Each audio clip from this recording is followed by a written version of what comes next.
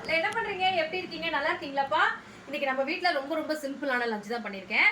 அதே மாதிரி நிறைய பேர் சொன்னீங்க இன்னைக்கு பௌர்ணமி சிவனுக்கு வந்து அன்னாபிஷேகம் பண்ண போகிறாங்க.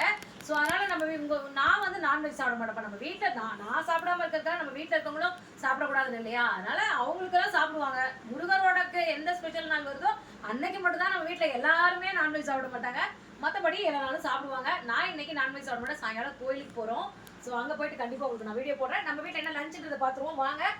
சுட சுட சோறு வடிச்சிட்டப்பா. இன்னைக்கு சுட சுட சூப்பராக சோறு வடிச்சாச்சு.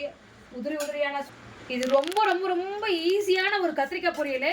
ரொம்ப எந்த மசாலாவுமே இல்லை. மஞ்சத்தூள், உப்பு, தேங்காய் திருவி போட்டு கடுகு உளுத்தம்பருப்பு போட்டு தாளித்து வரமிளகா கருவேப்பிலை போட்டு கொஞ்சமாக வந்து கொள்ளு ரசம் வச்சுருக்கேன். இந்த கொள்ளு ரசமும் ரொம்ப ரொம்ப ஈஸிப்பா. கொஞ்சமாக தான் வச்சுருக்கேன் கொள்ளு ரசம். அதுக்கப்புறம் பாருங்கள் காலையில் செஞ்ச அந்த எறாவும் முட்டையும் போட்ட தொக்கு இது இருக்குது. ஸோ இன்னைக்கு மதியானம் லஞ்ச் மெனு நான் இதை வச்சு தான் சாப்பிட போகிறேன். உங்கள் வீட்டில் என்ன லஞ்ச் மெனு கமெண்ட்டை சொல்லுங்கள். வாங்க சாப்பிடலாம்.